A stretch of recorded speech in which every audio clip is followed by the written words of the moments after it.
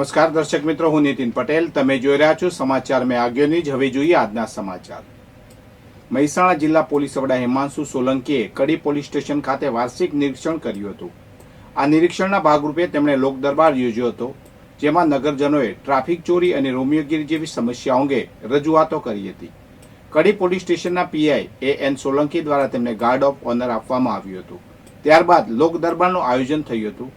લોક દરબારમાં કડી તાલુકાના ડરણ ગામના રાજુભાઈ પટેલે નાની કડી વિસ્તારમાં પોલીસ ચોકી સ્થાપવા અને ગેરકાયદેસર વાહન જપ્ત કરનારા સીઝરો સામે કાર્યવાહી કરવાની રજૂઆત કરી હતી. કડી એપીએમસીના ચેરમેન ગોવિંદભાઈ પટેલે ચંદ્રાસણ ગામની બંધ આઉટપોસ્ટ ફરી શરૂ કરવા અને ગ્રામ્ય વિસ્તારોમાં ખેડૂતોના ખેતરમાંથી ટ્યુબવેલના કેબલોની ચોરી રોકવા માટે કાર્યવાહીની માંગ કરી હતી. આ રજૂઆતના જવાબમાં એસપી હિમાંશુ સોલંકીએ કડી પોલીસ સ્ટેશનના પીઆઈને નાઇટ પેટ્રોલિંગ વધારવા અને ખેતરો સુધી પોલીસ પહોંચે તેવું આયોજન કરવા સૂચના આપી હતી. તેમણે તમામ સમસ્યાઓ પર ત્વરિત પગલાં લેવાની ખાતરી આપી હતી. વિસનગરમાં પાર્કિંગની નજીવી બાબતે થયેલી જૂની અદાવતમાં એક વેપારી અને તેમના પુત્ર પર લાકડાના ધોકા અને હોકી સ્ટીક વડે હુમલો કરવામાં આવ્યો છે. આ હુમલામાં પિતા પુત્રને ઈજાઓ થતાં તેમને સારવાર માટે હોસ્પિટલમાં ખસેડવામાં આવ્યા હતા. પોલીસે આ મામલે ગુનો નોંધી વધુ તપાસ હાથ ધરી છે.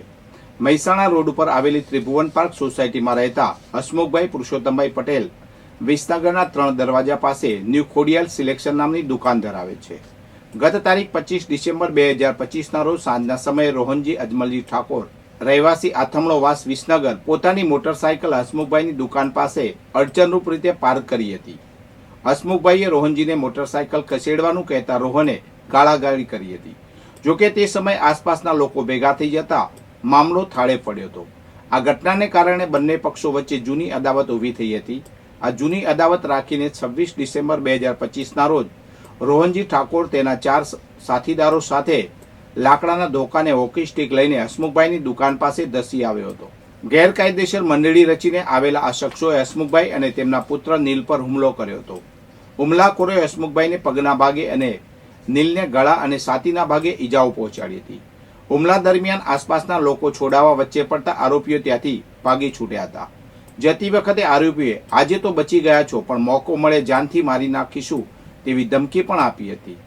ઈજાગ્રસ્ત પિતા પુત્રને તાત્કાલિક સારવાર માટે વિસનગર સિવિલ હોસ્પિટલ ખાતે ખસેડવામાં આવ્યા હતા. આ બનાવ અંગે હસમુખભાઈ પટેલે વિસનગર પોલીસ મથકમાં રોહનજી અજમલજી ઠાકોર અને અન્ય 4 અજાણ્યા શખ્સો વિરુદ્ધ ફરિયાદ નોંધાવી છે. પોલીસે ગુનો દાખલ કરી વધુ તપાસ હાથ ધરી છે.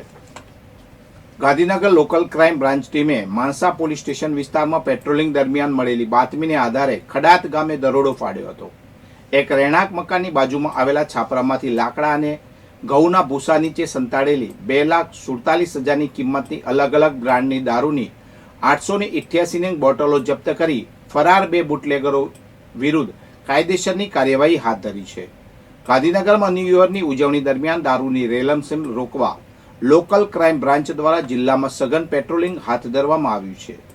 જે અન્વયે એલસીબી પીઆઈ એચબી પરમારની ટીમ માણસા પોલીસ મથકની હદમાં પેટ્રોલિંગ કરી રહી હતી. દરમિયાન ચોક્કસ બાતમી મળી હતી કે ખડાત ગામના વાર્થરવાસમાં રહેતા શૈલેન્દ્રસિંહ જીતેન્દ્રસિંહ રાઠોડ અને મહેશસિંહ ઉર્ફે માલુબા નાથુસિંહ રાઠોડ પોતાના ઘરની બાજુમાં આવેલા કાચા છાપરામાં દારૂનો જથ્થો સંતાડી વેચાણ કરે છે. આ બાતમીને આધારે એલસીબીએ ઉપરોક્ત સ્થળે પોલીસે ઓચિંતી રેડ કરી હતી. પોલીસની તપાસ દરમિયાન છાપરામાં લાકડાના ઢગલા પાછળ અને ઘઉંના ભૂસાના પાર્સલો નીચે સિફતપૂર્વક સંતાડવામાં આવેલો દારૂનો જથ્થો પોલીસ રેડ દરમિયાન બંને બુટલેગરો શૈલેન્દ્રસિંહ અને મહેશસિંહ હાજર મળી આવ્યા હતા.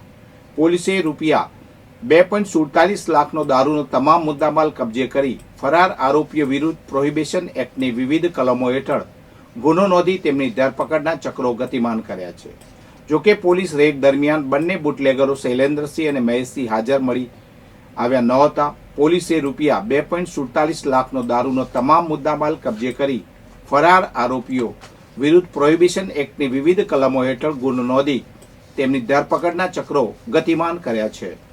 મહેસાણા જિલ્લાના મગુના ગામમાં છેલ્લા કેટલાક સમયથી દેશી દારૂના વેચાણને લઈને વ્યાપક ફરિયાદો ઉઠી હતી. આ મામલે પોલીસ તંત્ર હરકતમાં આવ્યું છે અને ગામમાં ચાલતા દારૂના અડ્ડાઓ પર ત્રાટકી મોટી કાર્યવાહી હાથ ધરી છે. પોલીસે અલગ અલગ 3 સ્થળોએ દરોડા પાડી અંદાજે 600 લીટર જેટલા દેશી દારૂના જથ્થાનો સ્થળ પર જ નાશ કર્યો છે. નોંધનીય છે કે થોડા દિવસો અગાઉ મગુના ગામની એક મહિલાનો વિડીયો સોશિયલ મીડિયામાં વાયરલ થયો હતો. આ વિડીયોમાં મહિલાએ ગામમાં ખુલ્લેઆમ વેચાતા દેશી દારૂ અંગે ગંભીર આક્ષેપો કર્યા હતા. આ ઘટનાને પગલે ગામજનોમાં ભારે રોષ જોવા મળ્યો હતો. પરિસ્થિતિની ગંભીરતાને ધ્યાને લઈને તંત્ર દ્વારા ગામમાં લાંબા સમયથી બંધ પડેલી મગુના આઉટપોસ્ટને તાત્કાલિક અસરથી ફરી શરૂ કરવાનો નિર્ણય લેવામાં આવ્યો હતો. આઉટપોસ્ટ કાર્યરત થતાની સાથે જ પોલીસે ગામમાં પોતાની પકડ મજબૂત કરી છે. દારૂના અડ્ડાઓ પર દરોડા પાડવાની સાથે સાથે પોલીસે આજે ગામના મુખ્ય માર્ગો અને સંવેદનશીલ વિસ્તારમાં ફૂટ પેટ્રોલિંગ પણ કર્યું હતું. આ ઉપરાંત શંકાસ્પદ વાહનોનું ચેકિંગ હાથ ધરી અસામાજિક તત્વોમાં ફફડાટ ફેલાવી દીધો છે. ઊંઝા તાલુકાના કંથરાવી ગામે ₹1.55 કરોડના ખર્ચે પુનઃ નવનિર્મિત આયુષ્યમાન આરોગ્ય મંદિરનું લોકાર્પણ કરવામાં આવ્યું હતું. આ પ્રસંગે કેબિનેટ મંત્રી ઋષિકેશ પટેલ ઉપસ્થિત રહ્યા હતા. આધુનિક સુવિધાઓથી સજ્જ આરોગ્ય કેન્દ્રનું નિર્માણ ગુજરાત સરકારના આરોગ્ય અને પરિવાર કલ્યાણ વિભાગ દ્વારા કરવામાં આવ્યું છે. લોકાર્પણ કાર્યક્રમ દરમિયાન ઉપસ્થિત મહાનુભાવોએ પ્રસંગને અનુરૂપ ઉદ્બોધન કર્યું હતું.